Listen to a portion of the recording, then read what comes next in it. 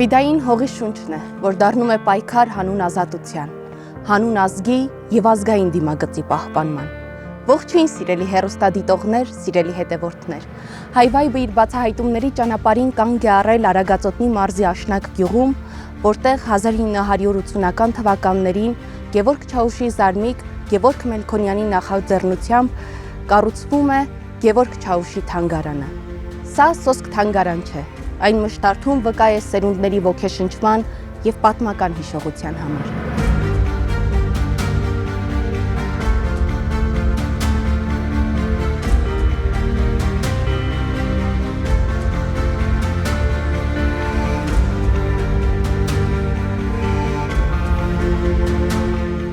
Գևորգ Չաուշն իր բնավորությամբ հեռու էր կենտրոնական ղեկավար անձն լինելուց։ Նրա համար ավելի հաճելի էր գնալ կռիվ, ղեկավարել կռիվը, կատարել ամենահանդուգն գործերը, քան խաղաղ ժամանակ զբաղվել փոքրիկ գործերով, հիշում է Ռուբեն Տերմինասյանը։ Գևորգ Չաուշը խաղաղ ժամանակ անհոգ էր, սիրում էր պարել, երիտասարդների և իր զինվորների հետ հոլ և բեկ խաղալ։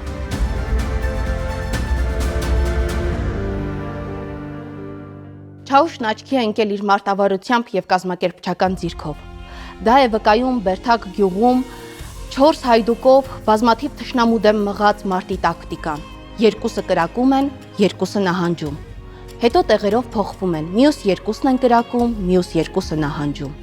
Այսպես նրանք նահանջում են 20 կիլոմետր, հասնելով մինչև Ծիրկատար։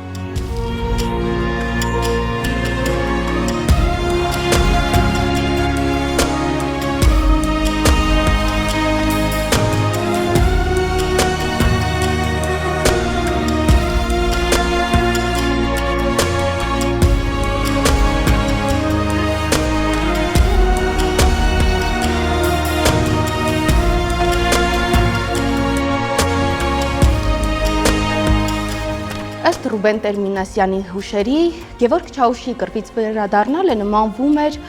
եկեղեցուց կամ տանից վերադառնալուն, իսկ երբ հետաքրքրասեր երիտասարդները հարցուփորձ էին անում կռվի մանրամասներից,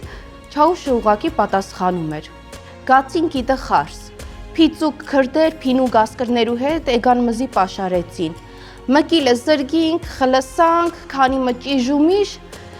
հիմա էլ հոդինք եկած սաղ սլմատ»։ Հետո երբ զինակիցները գունավորելով, չափազանցություններով ներկայացնում էին նրա սխրագործությունների մասին, լռում էր, ապա ժպիտով ասում. «Խզդը, խզդը, Կիրակոս», նկատի ունենալով դեռ ինչքան ես չափազանցնելու։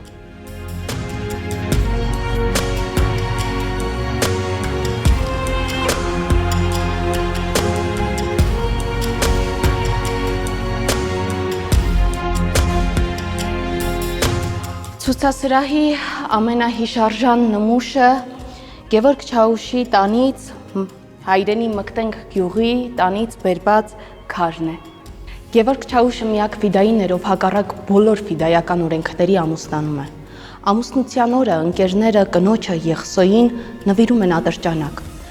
Եվ հենց այդ պահին Չաուշը դիմում է կնոջն ասելով. «Եղսո,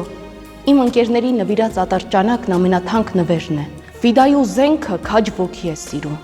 Այդ ատրճանակով խփիր թշնամուն, խփիր որտեղ էլ որ լինես։ Իսկ եթե ստեղծվի վիճակ, երբ կարող ես թշնամու ձեռքն ընկնել,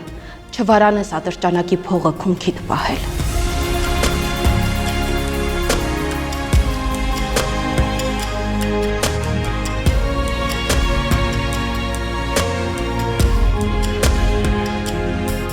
Գևորգ Չաուշը զոհվում է 1907 թվականի մայիսի 28-ին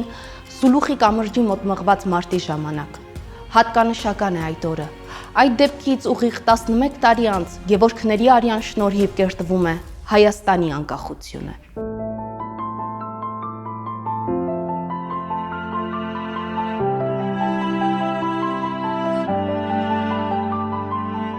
Ինչպես ասել էի, թանգարանը կառուցվել է 1980-ական թվականներին։ Նախագծի հեղինակը Ռաֆայել Իսրայելյանն է։ Ըստ նախնական նախագծի պետք է թանգարանի ֆիդայատան գլխին տեղադրված լիներ թևերը բաց, դեպի արևմտյան Հայաստան նայող արծվի քանդակը։ սակայն արծվի քանդակը տեղադրվում է միայն 2014 թվականին։ Գևորգ Չաուշն ու Չաուշները պետք է լինեն ուղենիշ, ոչ թե պատմական դրվագ։ Ուղենիշ մտածողության մեջ, ընտրությունների ու դիրքորոշումների մեջ։ Հիշողությունը կենսական է։ Մոռացությունը ազգերի ոչնչացման առաջին քայլն է։ Բայց հիշողություն ոչ թե մրերգիր ասելով, երկրի մասին երգեր երգելով կամ բոցաշունչ ճառեր ասելով, այլ գիտակցմամբ, որ թշնամու հետ, մեզ ոչնչացնողի հետ բարեկամությունը դավաճանություն է, դավաճանություն պատմությանն ու մեր սկզբունքներին, մեր ապագային։ Դե ինչ, ձեզ հետ կրկին ես էի, Աստղիկ Աբրահամյանը, կհանդիպենք հաջորդ շաբաթ։